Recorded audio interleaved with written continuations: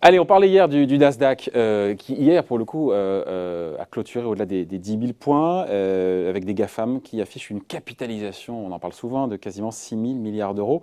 Et ce n'est pas le seul chiffre qui est fou, parce que on se dit, oh, ouais, s'introduire en bourse, c'est pas le bon moment, mais c'est vrai. Bonjour, Laurent. Bonjour, David. Il ricane. Ah oui, bah, Je le fais ricaner. Ma journée est réussie. Non, sérieusement, il y a une société qui vient de faire son entrée, mais en fanfare, en trombe, sur les chapeaux de roue, à fond la caisse, sur le Nasdaq. Ouais. Et cette valeur, c'est… Ah bah, je ne dis pas tout de suite, vous allez me tuer le suspense. Non, mais c'est vrai, on peut revenir. Effectivement, hier, on a vu que la bourse marquait le pas. C'est compliqué aussi aujourd'hui si on regarde sur le marché français. Oui. Puis à côté de ça, il y a le Nasdaq. Le Nasdaq qui, lui, est reparti vers les sommets, plus de 10 000 points, un nouveau plus haut. Pas sûr que ça tienne aujourd'hui, mais en tout cas, on l'a touché. On l'a touché. On a effectivement des GAFAM qui sont à presque 6 000 milliards. Si vous rajoutez Nvidia, Netflix, vous êtes à 6 500 milliards. On est quoi? Plus de 2 fois le PIB de la France. Et dans cet univers de démesure, de folie, il y a effectivement un petit nouveau, le petit Nicolas. Le petit Nicolas. Désolé. Le petit Nicolas. Oui, bah oui, je suis désolé pour ce mauvais jeu de mots. Vous connaissez l'inventeur génial, Tesla, d'origine serbe, notamment dont le nom est devenu… Elon Musk. Était déjà célèbre, mais effectivement, dont le nom est devenu le nom de la société Tesla. du dirigeant fantasque Elon Musk sur Ouais. les véhicules électriques. Eh bien, le prénom de Tesla, c'est Nicolas, et c'est également ce prénom qui a inspiré ce nouvel acteur qui est rentré sur le Nasdaq le 4 juin dernier. C'est pas le fruit du hasard d'avoir appelé ça comme ça, puisqu'on est dans l'univers justement de Tesla. Exactement, on reste effectivement dans l'univers du véhicule électrique avec Nicolas. On va y revenir et on va quand même s'attarder 2 minutes sur même la façon dont cette société s'est introduite sur le marché, parce qu'elle ne l'a pas faite de façon traditionnelle, elle l'a faite lors de ce qu'on appelle une reverse merger, c'est-à-dire que vous aviez une société qui était introduite sur le Nasdaq qu'on appelle un Special Purpose Acquisition Company, un SPAC, ouais. Et en fait elle a fusionné avec Nicolas qui s'est introduit sur le marché, et figurez-vous que cette SPAC, elle s'appelle Vecto IQ, et qu'on y retrouve qui? On y retrouve Stephen Gursky, qui est l'ancien vice-président de General Motors, donc quelqu'un qui connaît un peu bien le sujet. Je vous coupe, donc ils font quoi juste, Nicolas? Alors Nicolas, ils font effectivement des camions. Ils font des camions, et ce qui en tout cas fait… électriques. On va y revenir, David. Oui. Vous brûlez les étapes, brûlez pas entendre ça, on va y revenir. Mais ce qui a véritablement fait décoller leur cours, c'est-à-dire qu'ils sont introduits sur le Nasdaq le 4 juin, ça a plutôt bien marché. Mais par contre, dans la foulée, le dirigeant, vous connaissiez Elon Musk, apprenait Trevor Milton, qui est le dirigeant de Nicolas, a dit on commence les pré-réservations pour notre Badger, le Nicolas Badger, qui est un pick-up. Alors vous savez, comme le pick-up marche bien aux États-Unis. Oui. Et donc, effectivement, suivant cette annonce, je crois que ça commence le 29 juin, si vous voulez pré-réserver le vôtre, c'est le moment ou jamais. Pick-up à la fois électrique, avec potentiellement une pile à combustible et hydrogène, et c'est là où on va y revenir. Et ce pick-up, eh ben, ça suffit à déclencher l'enthousiasme des foules, et plus 103%. L'action, elle valait dans les 35-36 $, elle a valu plus de 70 $ à la fin, et on se retrouve, et ça a été largement commenté, avec une capitalisation de Nicolas qui était équivalente à celle de Ford, soit à peu près 30 milliards de dollars, 30 milliards de dollars. Mais des pick-up, enfin, ça ne fait pas une stratégie. Alors voilà, justement, effectivement, il n'y a pas que le pick-up, c'est l'aspect peut-être le plus anecdotique, en tout cas on voit que ça a suffi à réveiller le cours de bourse, mais le pari de Nicolas est beaucoup plus ambitieux, c'est de faire des poids lourds. Ah, les camions qu'on voyait dans les images exactement, derrière. Voilà. Le Nicolas Tre 2 et 1, qui sont les différents poids lourds électriques qui sont envisagés par cette firme.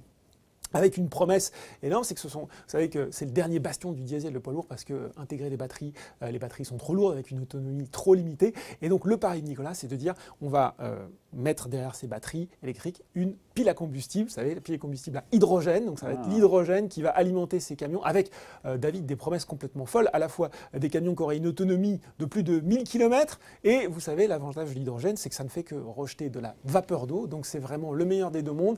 Des camions propres, une énergie, une autonomie énorme, avec une capacité de charge fantastique. Enfin, voilà, de quoi faire rêver de vendre de l'or en barre aux investisseurs. Évidemment, mais sur l'hydrogène, on n'y est pas encore tout à fait. C'est pas totalement au point, là, ce truc. Là. Alors, effectivement, la pile à combustible… il est beau. Quand même, alors, ça, c'est le trait. C'est le troisième. Ouais. Et voilà, on le voit, effectivement, c'est le premier qui sera commercialisé dans une version strictement électrique, notamment en Europe. Ouais. Et effectivement, si on regarde la stratégie de la pile à combustible, enfin, la technologie elle est connue depuis longtemps, mais effectivement, comme vous dites, on n'est pas encore tout à fait au point, les rendements ne sont pas fantastiques, c'est une technologie qui est assez coûteuse, donc il y a encore beaucoup à faire. Et puis David, il n'y a pas que la pile sur laquelle il va falloir bûcher, bosser, il y a aussi le réseau.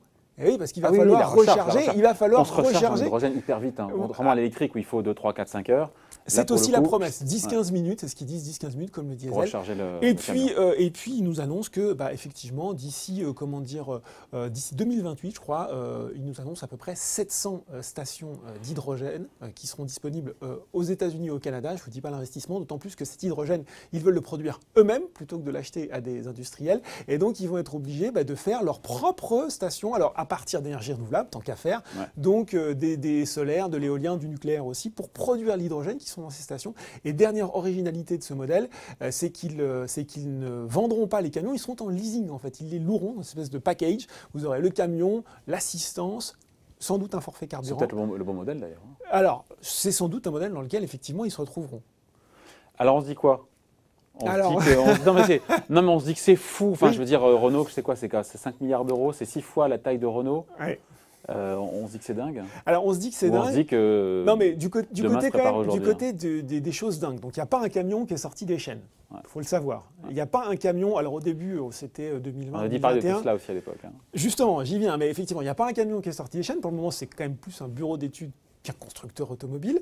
On attend ce premier modèle vraiment avec, certes il y aura ce modèle électrique sur le marché européen, mais on attend vraiment le modèle avec cette fameuse pile à combustible à hydrogène en 2023.